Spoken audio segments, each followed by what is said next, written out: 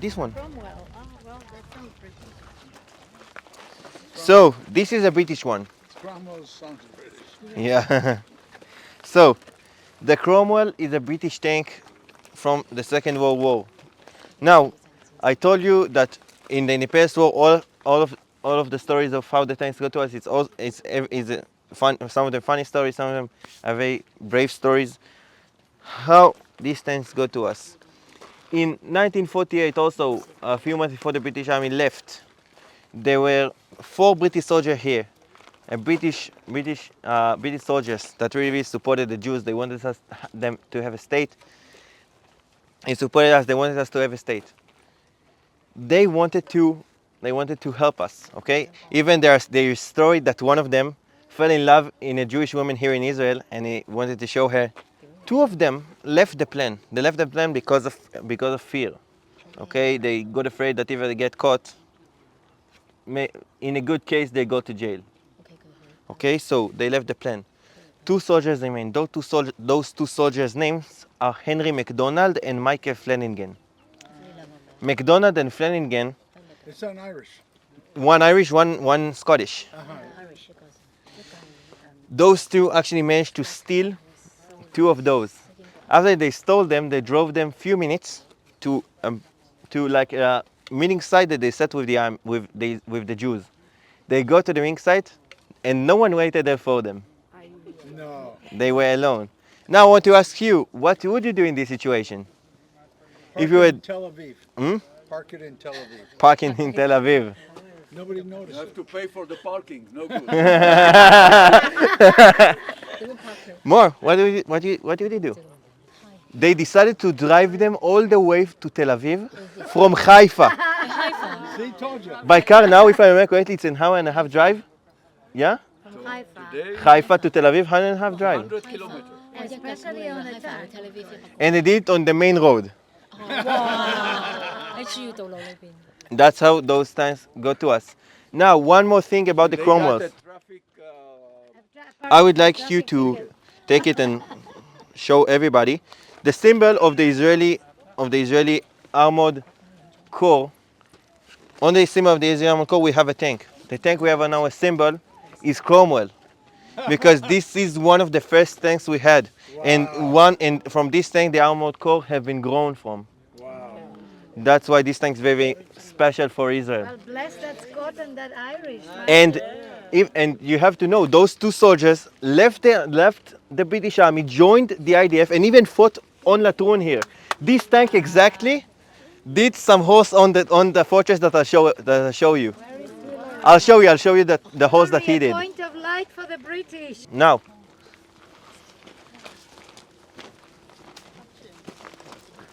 I did something.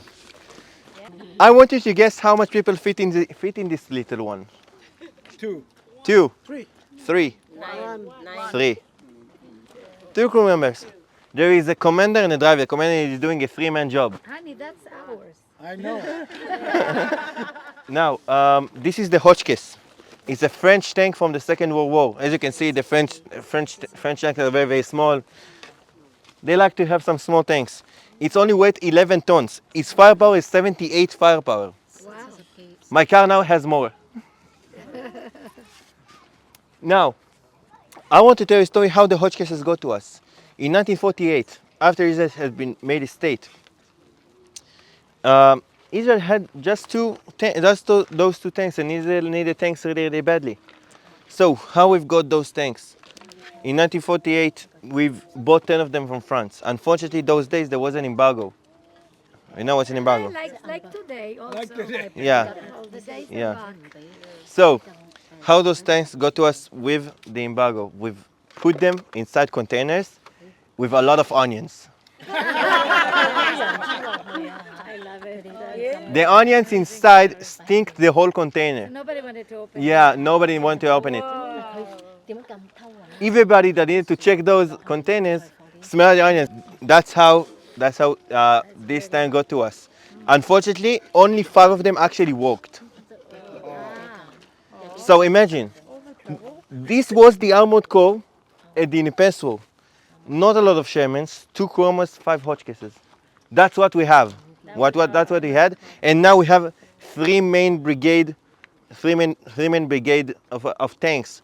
One more brigade of advanced training and basic training, and 7 reserves brigade. That's why we have now. And all the Arab nations coming against us. And Yeah. that is the equipment we had. Yeah. Good thing God was on our side, huh? Now, one more story about the Hotchkisses in Israel, because 20 years ago came to our museum a very, very known tank explorer. He looked at the tank that he saw that something strange about him, doesn't look like an original Hotchkiss. Okay? Now, after he did his research, he came to the museum and told them that this tank here served for the Nazis. All the tanks he had in Israel served for the Nazis. I'll tell you the story. In the Second World War, basically Germany took over France. In France there was a lot of Hotchkisses. They took the Hotchkisses from France for themselves so they can use them. And every country in the world, every country has a very, very basic Bible how a tank has to be. Okay? Some countries believe that way, some countries believe that way. I'll tell you, even now, in Israel we believe that we have to be a loader inside. In Russia they doesn't have a loader. Every country believes different. So after Germany took the tank, they changed it. They changed it because they wanted the tank to be on their side. Okay? You see the commander's place? Originally it's circle. Here it's been cut in half. That's the change that the Nazis has done. The commander? The commander's place here, originally it's circle. It was like a kippah Yeah, it was like a kippah. on the top. And the Nazis took it and they have cut it in half. Don't like keepers. That's the change that the Nazis have been done. And the museum came here and do a little like this, and they noticed a Nazi sign was a swastika with the number of the tank. And you know the Hotchkisses served in Auschwitz and all those places, and they killed Jews. And after the war, Jews used them use those Hotchkisses for themselves for the independence. That's about the Hotchkisses. Wow, that's called holy revenge. Yeah. Yeah, that's holy revenge. Now, from this little guy, we move to much smaller guy. Well, just remember because it's a French time. So now I want you to say with me which times we've been it. The first times we've been was Yom Kippur War, then 6 Days War and the Sinai War, now the Independence War, and now we got to today. This is the Merkava Mark IV. This is the tank we have today in Israel, and those tanks are the tanks that served today here, that I served in during my service. Okay? Now, in the first tank, you remember that the weight of the tank was 49 tons. Here is about 65 to 80 tons. The power of the engine, there it was 750, here is 1500 horsepower. That's more like it. Yeah. Now, the speed of the first tank was about 30 to 40, here is about 60 to 70. Whoa! That's fast. Now, the cannon here is 120 millimeters. The 3 machine guns are one up top, and I'll show you the other 2 when we'll get on the tank. This looks pretty mean. Okay? Now, his protection. What was the only protection in the first tank? I'll show you those plates, those reactive plates. Here, the tank is protecting himself different. The plates now are only on the sides. The other protection is at the back. Let's go. I'll show you the back.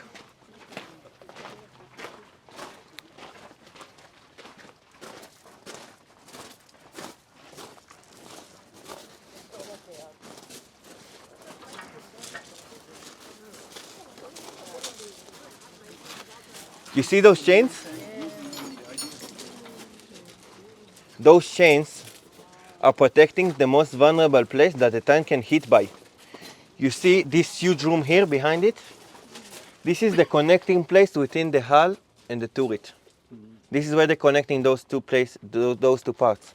Inside the boss, we have explosives as well. But those explosive job is different. Those explosive job is to deflect the explosion. Here it's to create the explosion. When a missile goes to the tank, it will hit on the boss and explode on them, and not inside. Back to sender, right? Yeah. Like a curtain. Yeah. That's how those bows work. And this is also an Israeli invention. And in the name of it, it's funny. It's the hair of Shulamit. That's the name. The hell of Shulamit? Hair. Hair. Sarot Shulamit. Now, one more protection of the tank. You saw that all the tanks here that I show you was just two huge pieces of metal, one down, one up. If one of the parts got hit or damaged, maybe half of the tank has been destroyed. Here the tank has been built like a Lego. There is a lot of pieces just like Lego. So if one of the parts got hit or damaged, just take it out, put it on the one. Wow, that's brilliant. Its job is to make sure that the tank will always be clear to fight. Now, one more protection of the tank, and this thing makes the tank the best tanks in the whole world. You know what's an iron dome, right? Of course. In the tank, we have an iron dome of itself. Whoa. I'll Is it explain. laser? I'll explain. This system, in Hebrew, we call it Meil Ruach. In English, it's trophy system. The trophy system is a special system that Israel has been created. It's a system that sees anti-tank missiles that is in fire on the tank. It sends to it 3 metal balls. Those metal balls hit the missile and it explodes before it even gets to the tank. You remember, all those protective shields are in reactive shield. It hits the tank, but it doesn't get inside. With the trophy system, it doesn't even get hit the tank. This is a huge advantage of the tank, and this is the protective and most protected tank for the crew members in the world. Now, you see the door here? Yeah. Trap door. So, this is a very, very unique thing just for the Merkava. As you can see, there's no engine at the back. The engine is the front. Don't worry, this tank doesn't get parachuting. But the engine is the front because one thing. In Israel, we believe first our soldiers, then the tank. This is the philosophy of building the tank. Yeah. Tal, the general that was behind the developing, he says the main thing to protect the crew. We can replace the engine, we can replace the tank, but the crew, the people are more important. So we put the engine ahead, it's more protection for the crew. I'll explain why. Because most of the time the enemy tries to shoot up front because they try to hit the cannon. Exactly. Okay? And when you put the engine at the back, you put the crew members up front. Right. So its job, the engine's job is to take the hit before the crew members. That's why we have the engine up front. Then I explain how we even planned the Merkava and how we started to build them, because it's also a story. That give us a privilege to build another door. You see the door here? This is an extra door. This is a very, very unique thing just for the Merkava. Okay, this is the back door of the tank. It has some huge advantages. First, this is the fastest way to get in and get out of the tank. Second, it's the most protective way. I want some 3 guys to come to me. I want to do a little experiment. Okay, so how many men do you need? 3. 3, okay. Men or women? Come here. 3. Thank you. So I would like one of you to stand here and look here. Okay? I would like you to stand right in front of him, and I would like you to stand at the side. You can join as well. I want you to come here. I want you to stand here and look here. So let's start the experiment. So you can see him 100% because you are right in front of him. What are you seeing on the side? If you look at the tank, I can see his legs. his legs, but you can see his body. Just like Only the legs. That's what I wanted to show you. This is a very, very protective way because when I'm getting inside, I have some plates that are protecting me from the sides, and from above, no one would see me. In most tanks of the world, they're getting inside from above, and everybody can see them. This is why we have this door. Thank you. Thank you very much. Now, one more thing about the door. When you open it, there is a small room. In this small room, you can fit inside 2 or 3 more soldiers with the crew members inside. You can fit inside injured soldiers. You can fit extra ammunition. You can fit inside if you are got stuck somewhere and you need like a place, like a shelter. This is your place. Okay. This is, and I can tell that I was a squad communicator during my service, and during some trainings, I used to sit here in my commander's tank. Okay. It's also a very, very nice place to sleep because they have like, yeah, you can actually lay down. One more thing about it, if you didn't know, there was one thing that Israel has done in Gaza now. They rescued some hostages and they put them here. Oh yeah. Yeah. That's smart. Yeah. Now, one more thing about this Merkava. You remember that all the shells were on the ground? Yeah. Of the first tank, you remember being a loader and you lift them up and then loads it. You need to take up a second. You finish your service with an injured back. Here it's different. Here we have a loader, as I said, but his job is much easier. He has like a vending machine of rockets. He just choose which shell he needs, and the tank is serving it for him. He just take it out and loads. That is job. Now we have lowered the number of shells. Why? At the first tank I talked about, they have to shoot few rockets until they actually hit the targets because they didn't know the range, they didn't know everything. Here the tank sends a laser. The laser goes back and tells the gunner everything he needs to know. Wow. Every crew member in the tank has like a mini computer with all the information he needs. Wow. Even on those tanks has AC as well. Air conditioning. So they all want to serve in this. Yeah. We call it a learning tank. Because after shooting, the computer take all the data, and the next shot will be implementing the data of the first one to make it more accurate, more chances. When you hit the 4th, the 5th, the 10th, more chances that you hit in the first one. Powerful. Who else has the Merkava tanks besides Just Israel. us? Just Israel. Don't sell them to anybody. I want to introduce you to General Israel Tal. His nickname is Talik. Talik, that's his nickname. He was a general in the Israeli Armored Corps. We call him in Israel the father of the Merkavas. He's the father of the Merkava tanks. I'll explain the story how we built those Merkavas. In the 1960s, Israel have planned to buy new tanks, new British tanks that they name are chieftains. The chieftains were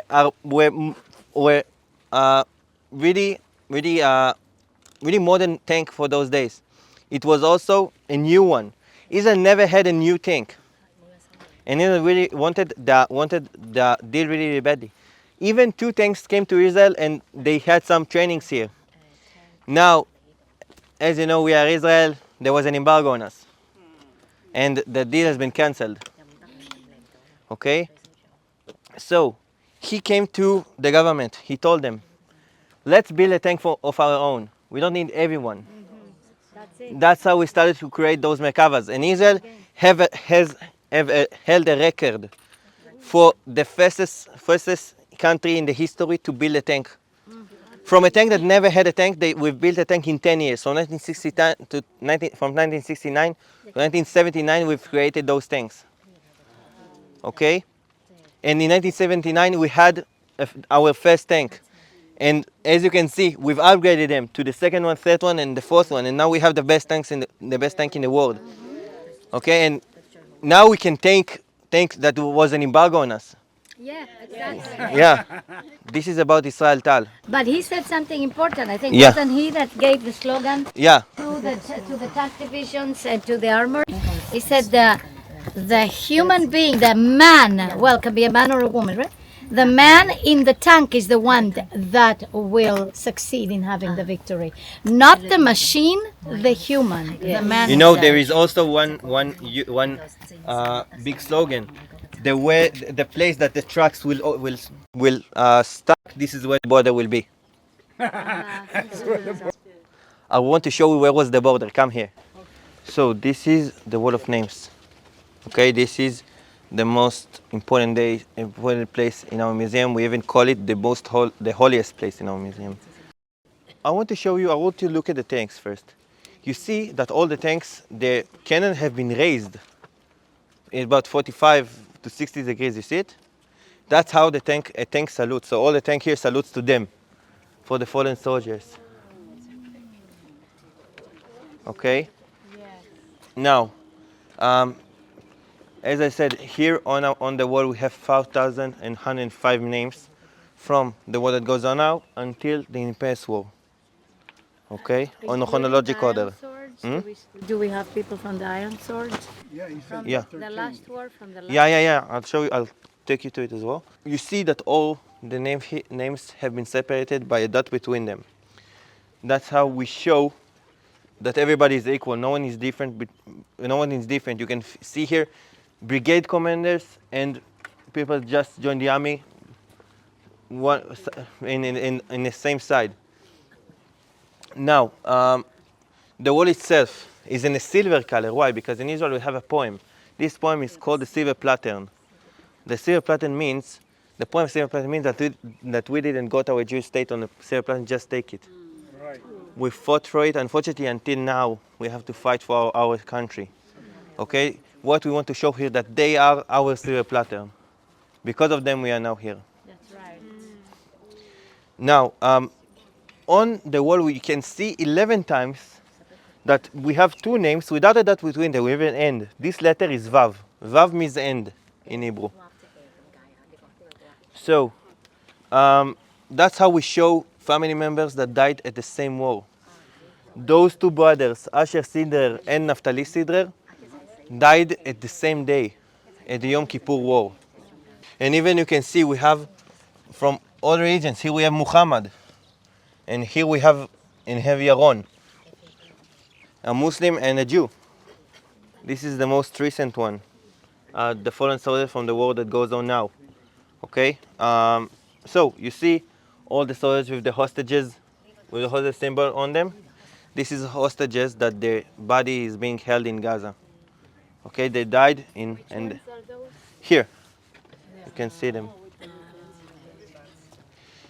Now, I took you here because I want to tell a story of a friend that's here. This guy here, Tuval Yaakov Tzanani. I want to talk about him because he was a friend of mine. I'll explain about this story. Tuval Yaakov Tzanani was a gunner. He was a tank gunner in Battalion 53 in Brigade 188. We've joined the army together in March 2022. Okay, we've joined together to Brigade 188. Okay, after 3 months, we have been separated. I went to be a squad communicator. He went to be a gunner. Okay, I finished my course as a squad communicator. I went to Battalion 198. He got to my battalion. He was in my squad. Okay, for 4 months he was in my squad as an advanced training gunner. He was in my squad, and unfortunately he died now in Gaza with his commander and his gunner. The driver got injured and he's okay now. As you can see, everybody and he was only, if I remember, 20 years old.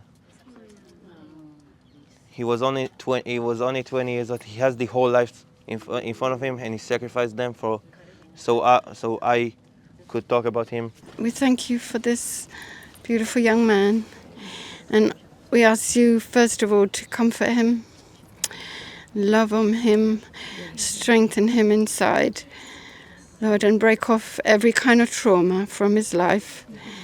We just thank you, Abba, for his future. We give you glory. We thank you have good plans for him, plans not to harm him, but to give him hope and a future. And we just thank you for that. We thank you for your angels all around him in the next month. We thank you for your banner of protection. We ask you to tuck him under your wings. We thank you for your amazing grace to just come down on him now. Just totally love on him and encourage him. And we especially ask for your shalom to fill him from top to toe. We thank you, Abba. You are mighty. We're going to do a shofar blow in homage of all the fallen soldiers. All the wars of Israel, and especially the last one now from the 7th of October, and the war that is happening in the south and the north, and for Yah to comfort their families and to minimize injured and dead. In Yeshua's mighty name. Amen.